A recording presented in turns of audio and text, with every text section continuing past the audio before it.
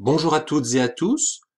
Nous terminons aujourd'hui notre chapitre sur les vecteurs et nous allons aborder la notion de collinéarité de deux vecteurs.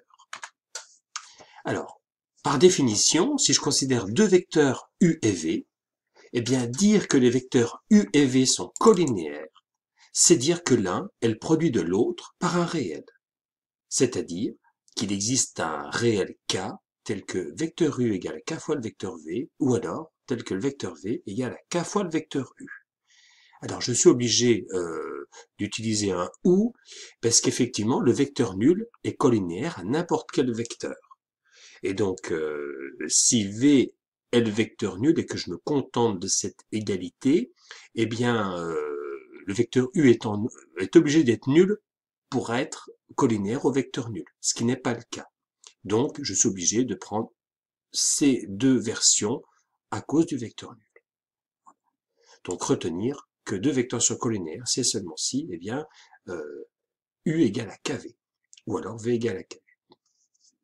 Un exemple, on munit le plan d'un repère OIJ, je considère deux vecteurs U et V, donc voici les coordonnées. Je vous demande de montrer que les vecteurs U et V sont collinéaires.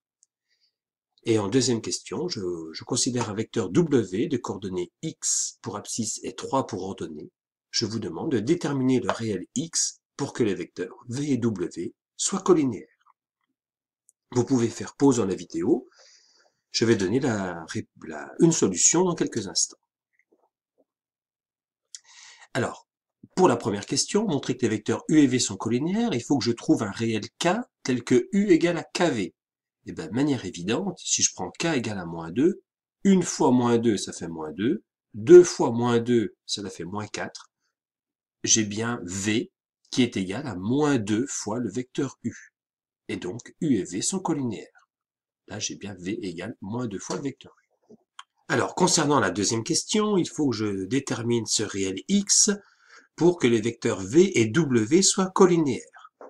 Mais dire que V et W soient collinéaires, comme V est collinéaire à U, eh bien W va être collinéaire à U.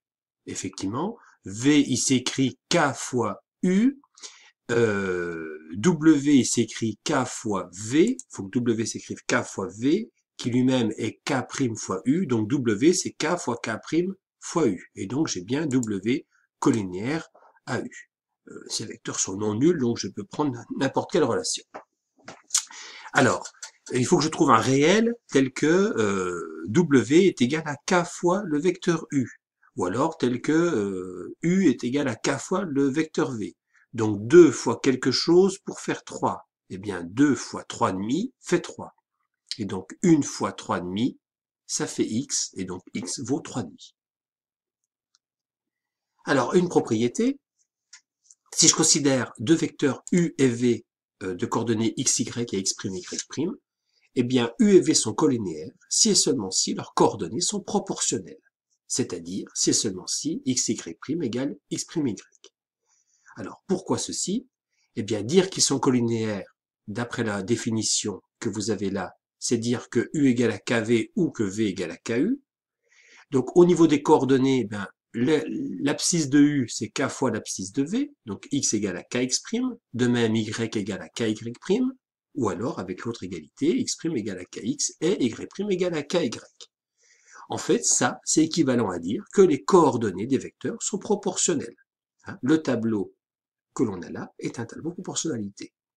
Et donc, c'est équivalent à dire que les produits en croix sont égaux, à savoir que XY' est égal à X'Y. Donc, une propriété, une application de cette collinéarité, eh bien, deux droites AB et CD sont parallèles si et seulement si les vecteurs AB et CD sont collinéaires. Alors, la preuve est admise, mais on peut en parler un petit peu. AB et CD sont collinéaires si et seulement si AB est égal à K fois le vecteur CD, si les vecteurs sont non nuls. Eh bien, AB égale à K fois le vecteur CD, par définition de U égale à KV, eh bien, U égale à KV si et seulement si les vecteurs ont même direction. Et donc, même direction, ça veut dire que les directions sont les mêmes, et donc que les droites sont parallèles. Donc voilà sur quoi repose cette preuve. Sur la définition de U égale à K fois le vecteur V, qui ont même direction. Autre application, qui est un cas particulier de la propriété précédente, on peut démontrer l'alignement. Donc les trois points ABC sont alignés si et seulement si les vecteurs AB et AC sont collinéaires. La preuve est évidente, dire que les points sont alignés, c'est dire que les droites AB et AC sont parallèles. Parallèles et confondues. Et donc, les droites parallèles, j'applique cette propriété, j'ai bien les vecteurs AB et AC collinéaires. Alors, une remarque concernant les repères du plan. Donc, deux vecteurs I et J non nuls et non collinéaires du plan définissent un repère. En effet, si je considère des représentants d'origine O, l'origine, eh bien, on considère les points I et J tels que le vecteur I égale le vecteur OI, vecteur J égale vecteur OJ, et l'on obtient trois points distincts non alignés, O, I et J, qui définissent bien un repère. Et donc, c'est pour ça qu'un repère, on peut le noter de cette façon-là, O, vecteur I, vecteur J. Pour terminer, je vous propose deux exercices. Donc, je munis bien sûr le plan d'un repère OIJ, je considère 4 points. Question, est-ce que les droites AB et CD sont parallèles? Pour mon deuxième exercice, je considère ces 3 points et je vous demande de me démontrer que les points ABC sont alignés. Voilà, bon travail!